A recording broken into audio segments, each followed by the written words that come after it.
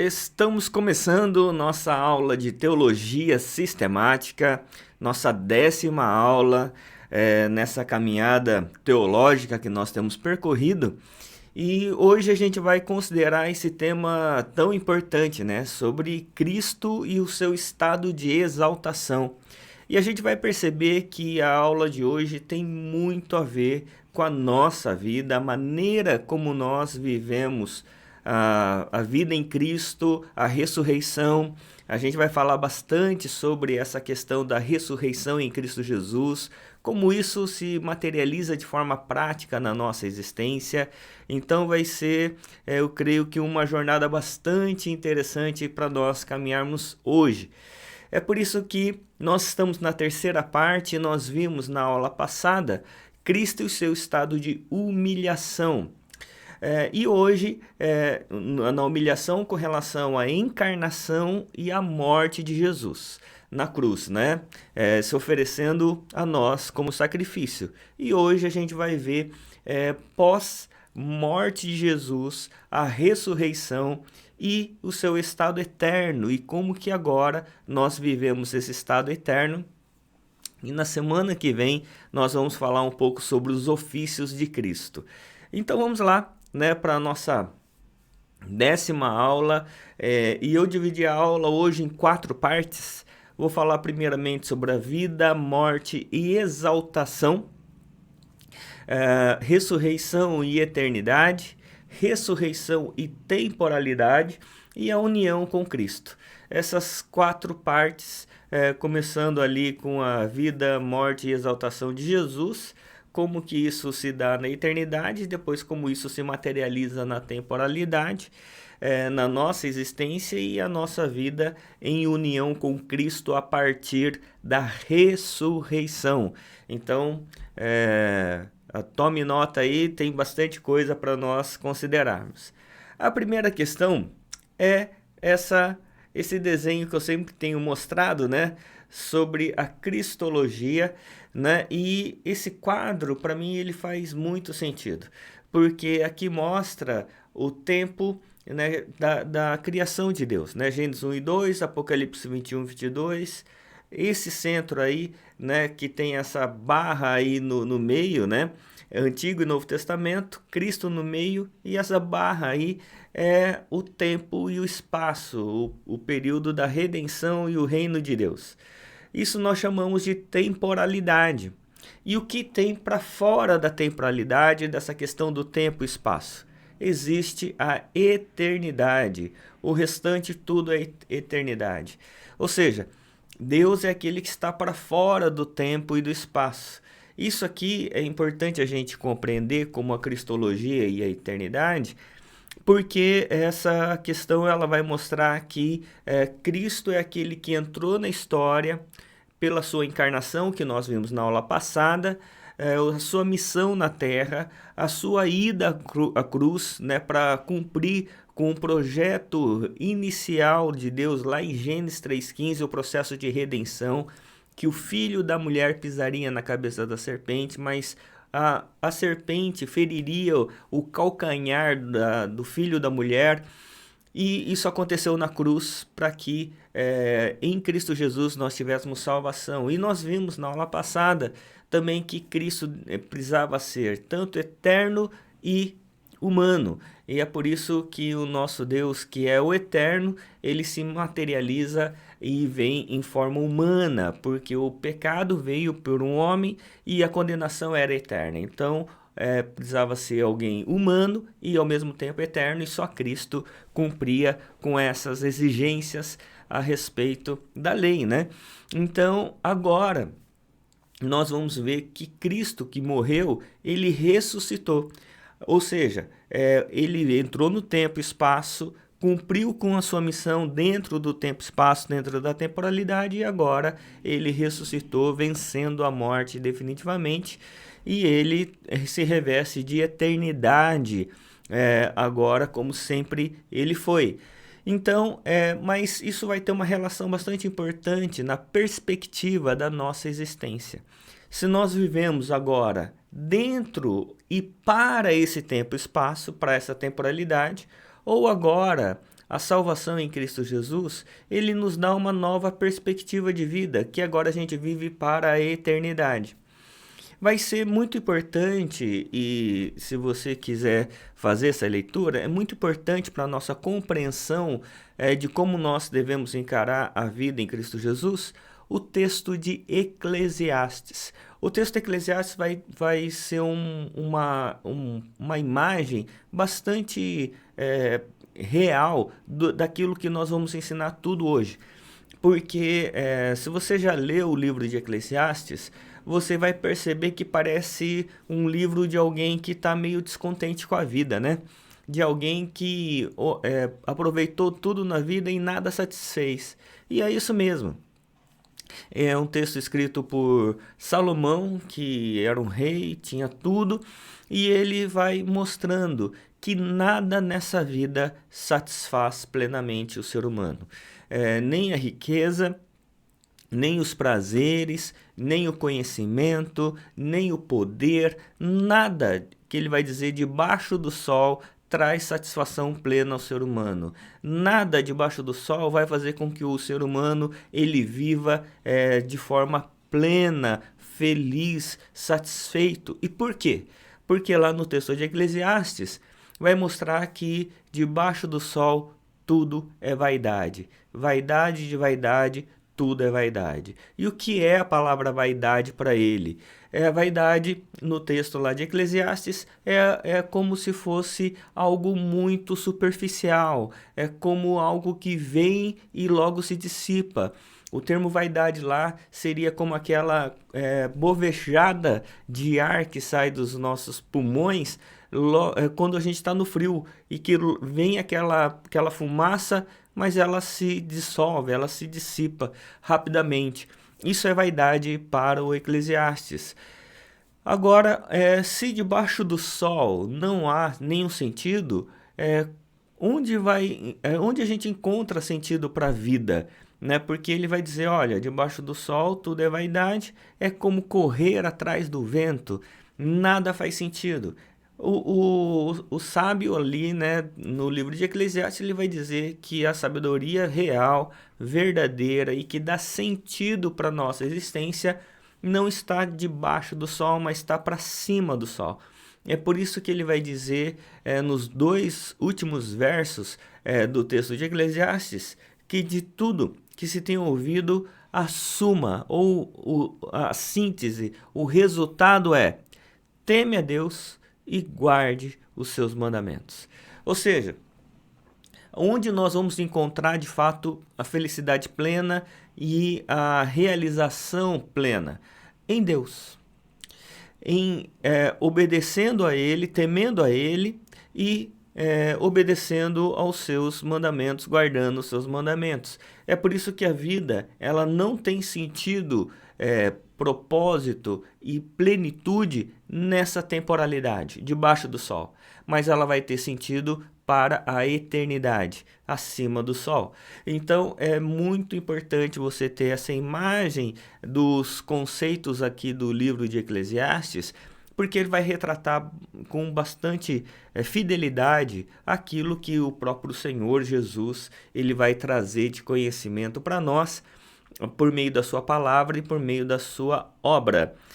Por isso, o primeiro texto que eu quero ler é a primeira carta de Paulo aos Coríntios, capítulo 15, verso 17, onde ele vai falar sobre essa questão da vida, morte e exaltação.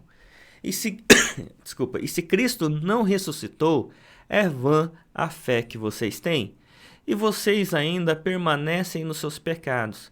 E ainda mais, os que adormeceram em Cristo estão perdidos. Se a nossa esperança em Cristo se limita apenas a esta vida, somos as pessoas mais infelizes deste mundo. Mas, de fato, Cristo ressuscitou dentre os mortos, sendo ele as primícias dos que dormem. Muito interessante esse texto, porque ele vai primeiramente colocar assim, olha, Paulo aqui argumentando com a igreja de Corinto, né? É uma igreja que estava passando dificuldades, e dificuldades que tinham a ver com a eclesiologia, porque eles não estavam entendendo direito como ser igreja, tinha problemas morais, porque estava tendo pecados ali terríveis, e tinha problemas relacionais, porque estava tendo divisão entre os irmãos. E, por fim, tinha problemas teológicos, como, por exemplo, alguns que não estavam crendo na ressurreição, alguns estavam duvidando que Jesus, de fato, fosse o Cristo. Estava tendo ali diversos problemas.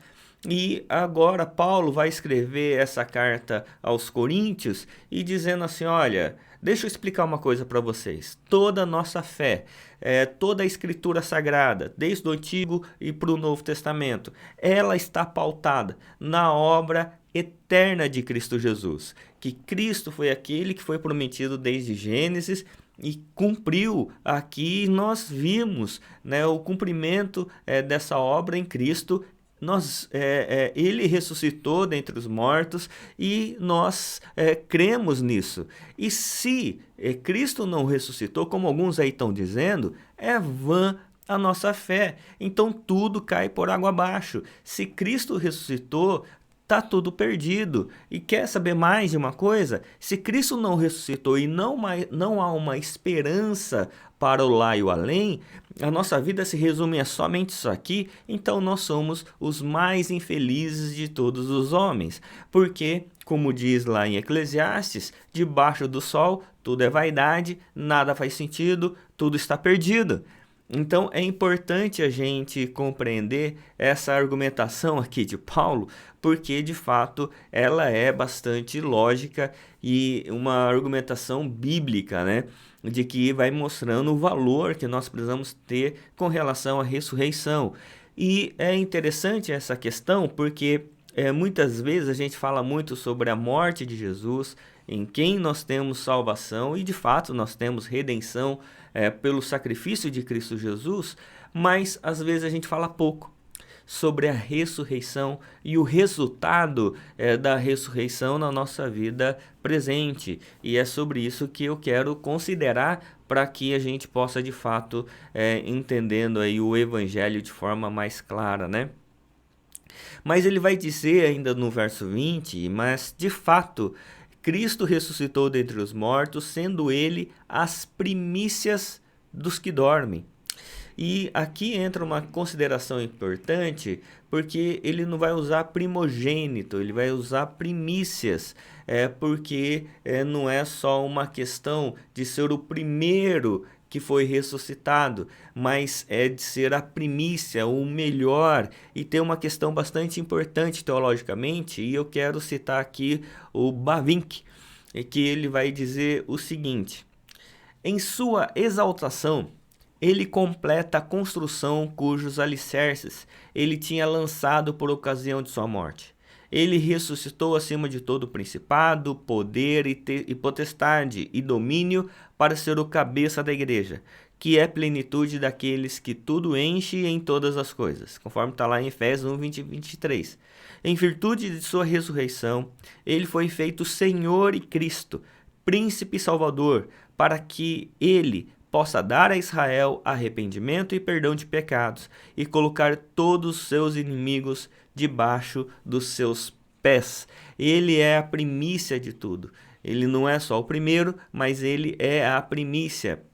E aqui no livro do Luiz Berkhoff, Teologia Sistemática, ele vai ainda considerar uma questão interessante, né? Que sobre os estágios do estado de exaltação de Cristo se dão em 4 etapas: ressurreição, ascensão, o estar assentado à destra de Deus, e o quarto, a volta física de Cristo. Então é interessante essa questão que o Luiz Berkhoff coloca, que ele vai colocando assim de forma bem clara sobre a ressurreição, o estado de exaltação de Cristo Jesus. Mas ainda aqui no Luiz Berkhoff, na página 318, ele vai dizer algo importante. Ele vai dizer assim, considerando essa questão das primícias e dos primogênitos, né? A ressurreição de Cristo não constituiu no mero fato de que ele retornou à vida, dando-se a reunião do corpo e a alma.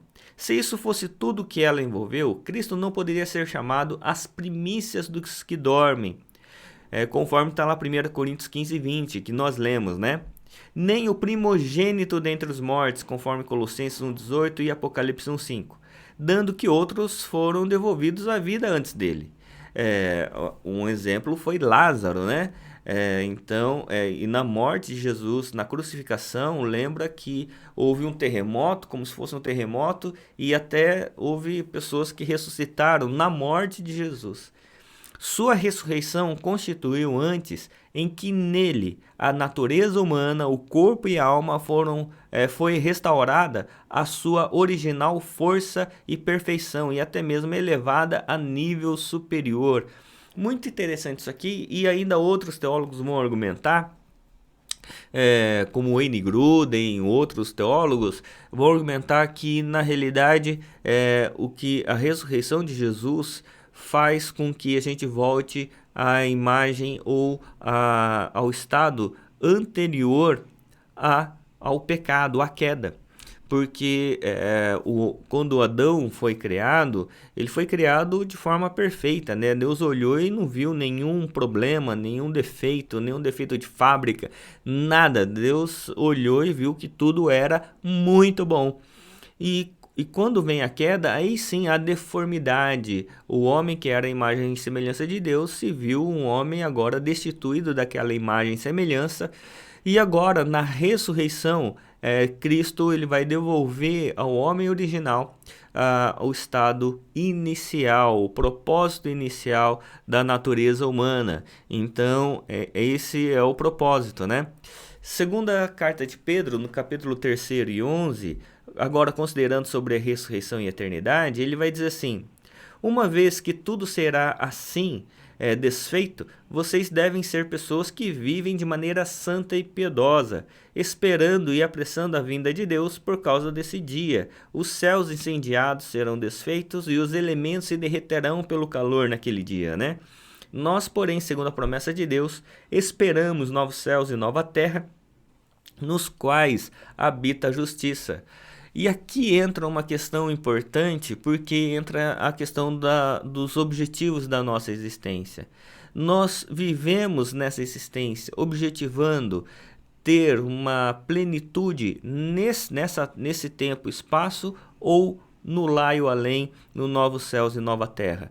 O que Pedro aqui vai dizer é que tudo aqui vai acabar, né? Ele vai dizer que por causa desse dia, os céus incendiados serão desfeitos, os elementos se derreterão pelo calor.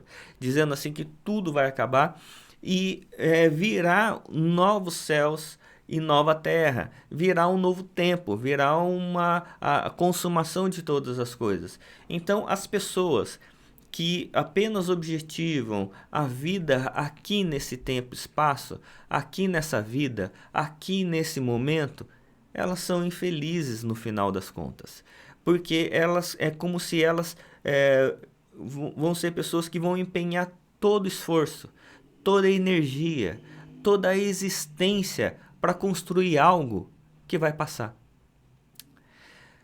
E é por isso que quando a Bíblia Sagrada vai nos mostrar sobre um homem louco, ele vai mostrar aquele homem que ganhou muito dinheiro, construiu celeiros, e depois de construir celeiros, ter uma quantidade de dinheiro muito grande, ele diz para si mesmo, e diz assim: agora sim, agora eu posso ficar tranquilo, posso ficar sossegado, porque agora eu tenho dinheiro, eu tenho segurança material, eu tenho as coisas, e agora eu posso ficar tranquilo. E a palavra de Deus vai dizer assim: louco, você não sabe que pedirão a sua alma hoje? O que adianta ganhar o mundo inteiro e perder a sua alma? E vai chamar de louco essas pessoas que ficam correndo somente atrás de recurso financeiro, de poder, de prazer, de conseguir coisas materiais. Por que vai chamar de louco? Porque eles estão construindo a sua casa como se fosse na areia. Por quê? Porque tudo isso aqui vai ruir, tudo isso aqui vai acabar. uma hora tudo isso aqui vai findar, seja na consumação, na volta de Cristo Jesus, ou seja, até mesmo na finitude da nossa existência. A gente não sabe a duração da nossa vida, que é o homem, né? Para saber a duração da sua existência, nós somos como uma neblina que vem, logo se dissipa, vai dizer a palavra de Deus. Por isso que é importante a gente considerar essa questão, porque ele vai dizer assim, olha, a nossa agora vivência não é para esperar a felicidade, a plenitude nessa terra, porque isso aqui vai acabar. A nossa vivência agora é para prosseguirmos para aquilo que é eterno. Por isso, o Wayne Grudem vai dizer assim, dentro daquela questão que nós voltamos para o Gênesis, né? A ressurreição física de Jesus e sua posse eterna de um corpo físico ressurreto fornecem uma afirmação clara da bondade da criação material que Deus originariamente fez. Viu Deus tudo quanto fizera, e eis que era muito bom, ou seja, perfeito. Quando ressuscitarmos, seremos homens e mulheres que viverão para sempre no novo céu e na nova terra, na qual há de habitar a justiça. Viveremos numa terra renovada que será libertada da escravidão e será como um novo jardim do Éden. E essa aqui é a beleza da escritura, né? Porque à medida que a gente vai olhando, e eu já mostrei isso para vocês, né? E no quadro de hoje eu mostrei lá que Gênesis 1 e 2 conversa com Apocalipse 21 e 22. Os dois primeiros capítulos da Bíblia e os dois últimos, eles vão se encontrarem, né? Na consumação de todas as coisas, tudo aquilo que Deus havia criado, que era perfeito, na consumação perfeita, todo o propósito vai ser retomado lá da criação. Então, é importante a gente considerar que nós estamos numa fase de transição. Nós estamos numa fase dentro do tempo e do espaço, da eternidade, nós somos apenas um pinguinho no tempo e no espaço, apenas um pequeno pinguinho mesmo. Então, tudo que a gente olha vai passar, vai passar. As dores de hoje vão passar, e a palavra de Deus vai ainda nos afirmar que quando a gente tem a esperança de fato em Deus, o próprio Deus, pessoalmente, ele vai vir a nós, enxugar de nós toda lágrima, tirar de nós toda dor. Nesse dia, a Bíblia vai dizer que não haverá mais luto, não haverá mais sofrimento, porque as primeiras coisas já passaram, e que tudo se fará novo. Então, o próprio Deus, ele vai consumar todas as coisas, e quando consumar, vai dizer lá em Apocalipse 21 e 22, todo o nosso sofrimento vai acabar. Por quê? Porque esse pequeno espaço de tempo que a gente chama de temporalidade vai agora encontrar o seu fim na consumação em Cristo Jesus, que ressuscitou e agora vai trazer ressurreição a todo o aspecto da criação, né? Tudo aquilo que estava morto, deturpado pelo pecado, deturpado pela queda, pela presença do mal e da maldade, Deus, o nosso Senhor ressurreto, vai trazer a nova existência, tanto dos seres humanos como uma nova vida, quanto para a própria criação, com novos céus e uma nova terra, voltando às características lá do Éden. Então é importante a gente considerar essa questão para que a gente consiga entender que o valor da vida, o valor que nós temos, ele é eterno. Nós não somos valorizados, não devemos ser valorizados ou valorados por aquilo que nós temos, por aquilo que nós possuímos. É mais ou menos assim, chega numa loja, um homem todo bem vestido, né, assim, aparentemente muito rico, e chega uma outra pessoa, muito simples, humilde, mal vestido, uma pessoa que não tem ali aparentemente recurso financeiro nem para entrar na loja. No mundo que nós estamos, quem vai ser valorizado? Aquele que tem mais condição. Mas diante de Deus, qual a diferença em termos de valor dos dois? A diferença não há nenhuma. Por quê? Porque a Bíblia vai dizer que uma vida vale mais do que o mundo inteiro. E por que não vai ter uma diferença de valor? Porque a Bíblia vai dizer que todos nós temos uma dignidade intrínseca. O que é essa dignidade intrínseca? Que nós fomos criados à imagem e semelhança de Deus. Então o nosso valor não está em nós, no que nós temos, no que nós fazemos ou no que nós possuímos. Então onde está o nosso valor? Nosso valor está no fato de que desde a eternidade Deus já havia planejado nos criar e nos redimir. Que Deus sempre nos amou. Que Deus nos ama apesar de nós, apesar do que nós fazemos, apesar dos nossos erros, apesar dos nossos pecados, apesar das nossas falhas, da nossa humanidade, Deus nos ama.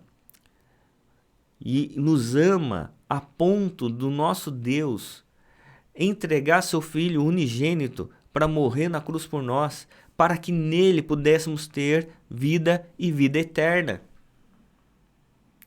É essa questão que nós precisamos compreender, né? Porque aí nós percebemos o quanto nós somos valorados por Deus, apesar de nem sempre sermos valorizados pelos homens. Mas o nosso valor principal não está no quanto as pessoas nos valorizam, mas no fato de nós sermos valorados diante de Deus. Isso nos traz uma paz, principalmente para as pessoas que têm problema com baixa autoestima. Muitas vezes as pessoas ficam com baixa autoestima porque ficam se comparando com outras pessoas, né? Ou ficam pensando qual é o valor que elas têm. Mas na realidade, todo o projeto da redenção é porque Deus nos ama e Deus nos valora, né? Deus nos dá valor naquilo que somos imagem e semelhança de Deus. Por isso, primeira carta de Pedro, no capítulo 1, verso 3, vai dizer assim: Bendito seja o Deus e Pai de nosso Senhor Jesus Cristo, que, segundo a sua grande misericórdia, nos regenerou para uma viva esperança. Gosto muito dessa frase, que ele nos regenerou para uma viva esperança, mediante a ressurreição de Jesus Cristo dentre os mortos, para uma herança que não pode ser destruída, que não fica manchada, que não murcha e que está reservada nos céus para vocês, que são guardados pelo poder de Deus mediante a fé para a salvação preparada para ser revelada no último tempo. A palavra de Deus, o próprio Deus nos afirma isso, meus irmãos, que o Senhor vai trazer para nós essa realidade de que tudo aquilo que foi prometido na palavra de Deus como herança vai ser revelada no último tempo, mediante a ressurreição de Jesus Cristo dentre os mortos. E por quê? E o que isso acarreta na nossa vida? Que ele nos regenerou para uma viva esperança. Isso é importante porque às vezes as pessoas encaram a vida no lá e o além, né? A consumação em Cristo Jesus como expectativa. E expectativa é muito diferente de esperança. Expectativa é um sentimento que você tem de ansiedade com relação ao futuro, e por isso que a expectativa gera em nós ansiedade, mas você não sabe o que vai acontecer, você não tem segurança do que vai acontecer. Então muitas pessoas têm expectativa de que a vida vai ser melhor, mas a pessoa não tem certeza, às vezes a situação pode até piorar, né? Mas a esperança e a viva esperança independe da circunstância. A viva esperança é que nós sabemos, segundo a grande misericórdia do nosso Deus e Pai e nosso Senhor Jesus Cristo, que todas as coisas, elas vão acontecer, elas já estão acontecendo. Deus já está em curso, em missão, fazendo com que todas as coisas sejam feitas para a manifestação da glória dele. E é à medida que nós cremos nesse Deus, à medida que nós cremos nesse Senhor, à medida que nós cremos mediante a ressurreição de Jesus Cristo e que Ele está preparando para nós uma herança que não vai ser destruída, não vai ser manchada, que não murcha e que está reservada nos céus para nós, então nós passamos a viver em regeneração, em redenção para uma viva esperança. Embora vivamos ainda nesse mundo caótico às vezes, no aqui e agora, mas agora os nossos olhos estão voltados para o lá e o além. Nós vivemos nessa terra agora como peregrinos, como alguém que está peregrinando nessa terra, mas que sabe que o fim da sua existência não é nessa terra. Nós vivemos agora para a manifestação da glória de Deus, até que a glória eterna seja revelada a todos nós no último tempo. Por isso é importante a gente entender que nós vivemos nessa questão da temporalidade com a eternidade, né? Dentro desses dois ingredientes aí da vida, né? Nós vemos no aqui e agora, mas esperando no lá e o além. É por isso que na teologia a gente vai ser cunhado um termo que é o já e o ainda não. Nós já somos eternos, mas ainda vivemos aqui. Nós já somos salvos e redimidos, mas ainda estamos vivendo nessa carne aqui mortal, né? Nós já cremos que Cristo Jesus consumou tudo e tudo será maravilhoso na consumação, mas ainda não. Ainda estamos vivendo os últimos momentos dessa realidade temporal. É por isso que o Wayne Grudem, na página 514 do livro Teologia Sistemática, ele vai dizer assim: em sua ressurreição, Jesus obteve para nós uma nova vida semelhante à sua. Olha que lindo isso aqui. Deixa eu ler novamente. Em sua ressurreição, Jesus obteve para nós uma nova vida semelhante à sua. Não recebemos toda aquela vida ressurreta quando nos tornamos cristãos, né? Pois o nosso corpo continua como era, ainda sujeito à fraqueza, doença e morte. Mas em nosso espírito somos vivificados com um novo poder da ressurreição. Paulo afirma que seu alvo na vida é conhecer o Cristo e o poder da sua ressurreição. Paulo sabia que até mesmo nesta vida, a ressurreição de Cristo concede novo poder para o ministério cristão e para a obediência a Deus. Maravilhoso isso aqui. E, de fato, né, agora que nós cremos na ressurreição, isso agora muda toda a nossa perspectiva, todo o nosso olhar para a vida. A gente sabe que nós estamos vivendo os últimos momentos, então qual é o objetivo da vida? Não é conquistar castelos, palácios nessa vida terrena, mas conquistar cada vez mais, e de forma cada vez mais definitiva, a nossa redenção e o nosso acesso ao palácio eterno, né, do Senhor, no lá e o além. Por isso que Colossenses 3:1 vai dizer assim: portanto, se vocês foram ressuscitados juntamente com Cristo, busquem as coisas lá do alto, onde Cristo vive assentado à direita de Deus. Pensem nas coisas lá do alto, e não nas que são aqui da terra, porque vocês morreram, e a vida de vocês está oculta juntamente com Cristo em Deus.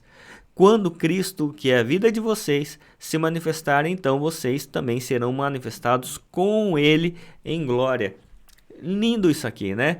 É interessante que à medida que agora a gente entende essa questão, nós passamos a viver agora uma realidade cristológica de que agora a gente entende que agora que Cristo é o meu Senhor e Ele ressuscitou, então agora ele está comigo, né? E é por isso que ele vai usar aqui no texto de 3:1 que nós somos ressuscitados juntamente com Cristo. E aí ele vai falar no verso 3, juntamente que a nossa vida está oculta juntamente com Cristo em Deus. E aí ele vai dizer no verso 4 que Cristo agora é a vida de vocês e quando se manifestar, vocês também serão manifestados com ele.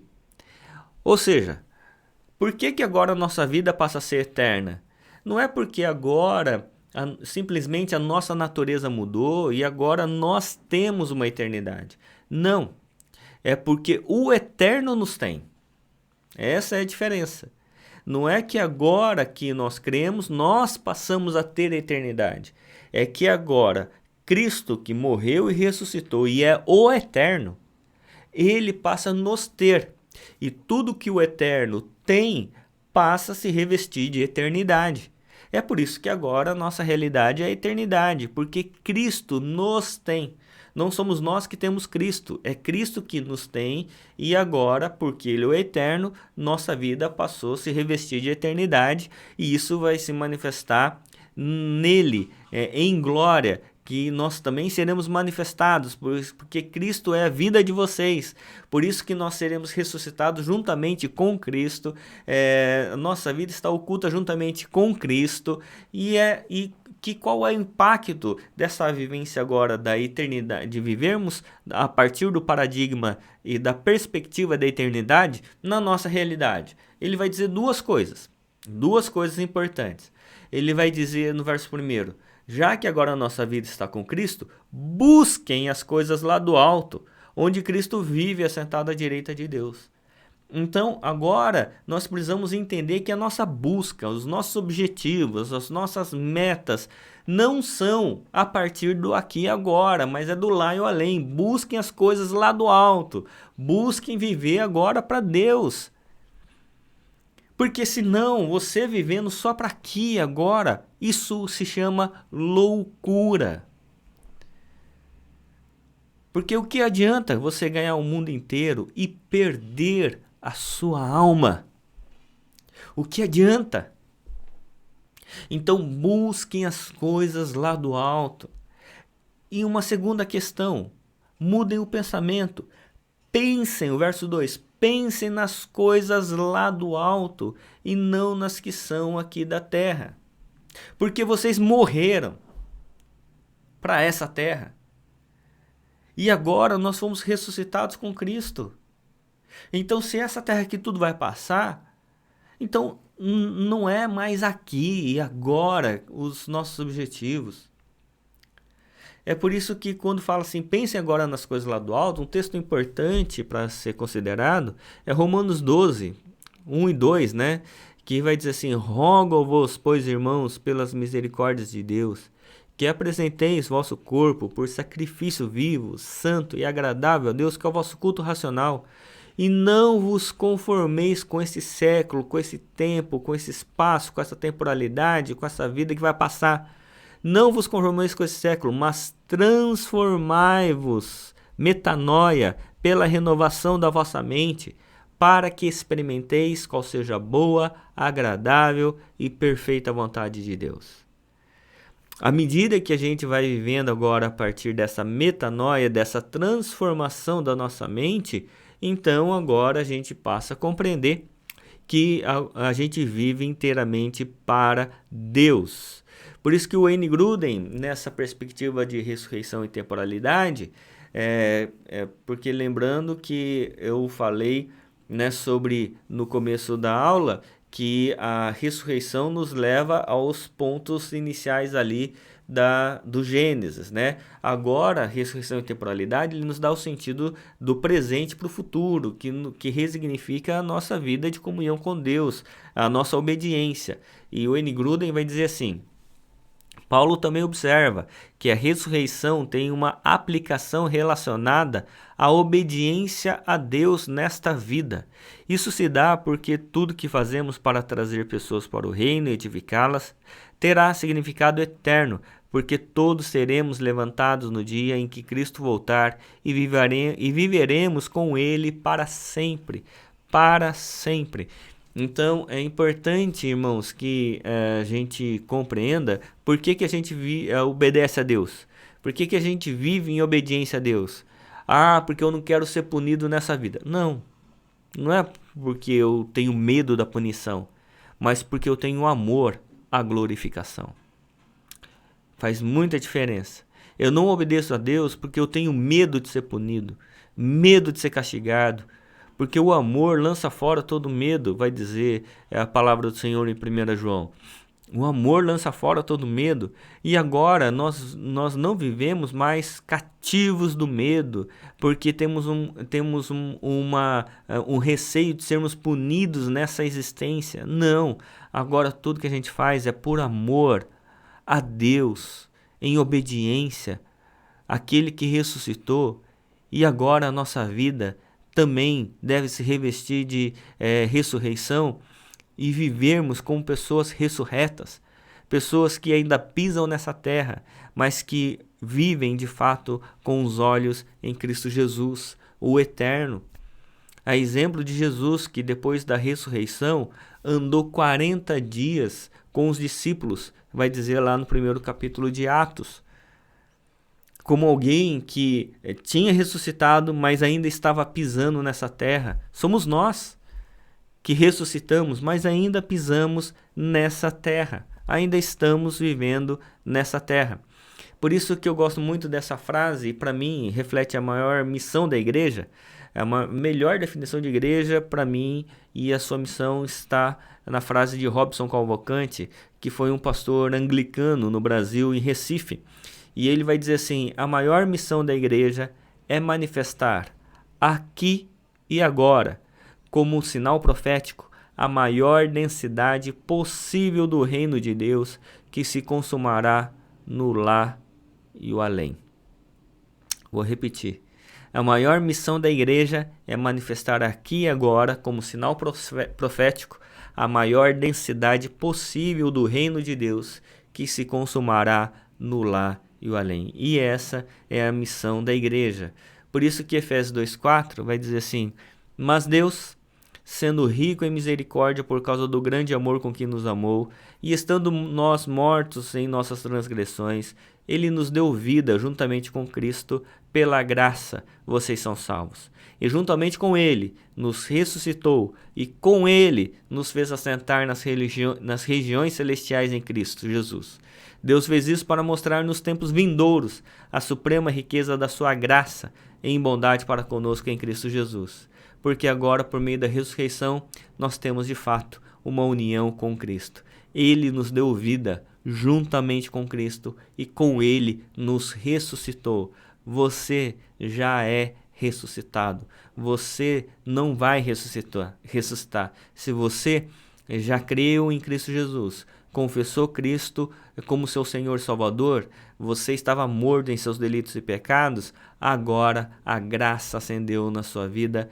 Deus, sendo rico em misericórdia por causa do grande amor com que nos amou, e estando nós mortos em nossas transgressões, nos deu vida juntamente com Cristo, porque pela graça fomos salvos. E juntamente com Ele nos ressuscitou. E aqui o verbo está no passado, porque isso já aconteceu. E com Ele nos fez assentar nas regiões celestiais em Cristo. Essa já é a nossa realidade. A união com Cristo, o Cristo que é eterno, faz com que tudo que esteja unido a Ele seja revestido de eternidade. E é por isso que agora nós devemos viver por meio dessa nova natureza de união com Cristo, porque Cristo está em nós. E é por isso que eu finalizo com esse texto glorioso de Colossenses 1:24. Porque agora eu me alegro nos meus sofrimentos por vocês e preencho o que resta das aflições de Cristo na minha carne, a favor do seu corpo, que é a igreja, da qual me tornei ministro de acordo com a dispensação da parte de Deus, que me foi confiada em favor de vocês, para dar pleno cumprimento à palavra de Deus. O mistério que esteve oculto durante séculos e gerações, mas que agora foi manifestado aos seus santos. A esses Deus quis dar a conhecer a riqueza da glória deste mistério. Qual é a riqueza da glória deste mistério entre os gentios? Que é Cristo em vocês, a esperança da glória. Porque nós temos esperança em Cristo Jesus. E temos essa nova realidade que Cristo tem em nós, então nós somos capazes, até como diz aí no 1:24, que agora eu me alegro nos meus sofrimentos e por vocês e preencho o que resta das aflições de Cristo na minha carne, porque eu sei que tudo isso aqui vai passar, a favor do seu corpo que é a igreja. Agora sim, o último texto é um texto de 2 Coríntios 4:16-18, que para mim é espetacular. Se você está sofrendo, se você está com dificuldade, reflita nesse texto, que vai dizer assim: por isso não desanimamos. Qual a razão de nós não desanimarmos? Pelo contrário, mesmo que o nosso ser exterior se desgaste, ou seja, o nosso corpo, o nosso ser interior se renova de dia em dia. Porque a nossa leve e momentânea tribulação, tudo aqui é o tempo, na temporalidade, a nossa leve e momentânea tribulação produz para nós um eterno peso de glória acima de toda comparação, aquilo que é eterno. Na medida que não olhamos para as coisas que se veem, temporalidade, mas para as que se não veem, eternidade. Porque as coisas que se veem são temporais, mas as que se não veem são eternas.